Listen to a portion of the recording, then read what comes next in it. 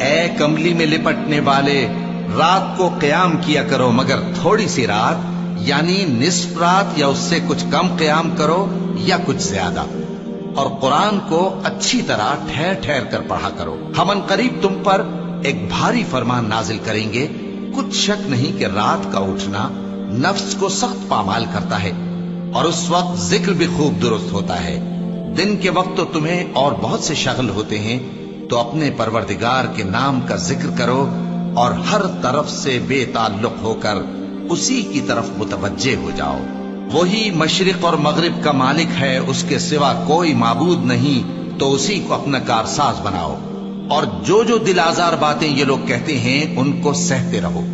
اور خوبصورتی سے ان سے کنارہ کش رہو، اور مجھے ان جھٹلانے والوں سے جو دولت مند ہیں سمجھ لینے دو، اور ان کو تھوڑی سی مہلت دے دو۔ کچھ شک نہیں کہ ہمارے پاس بیڑیاں ہیں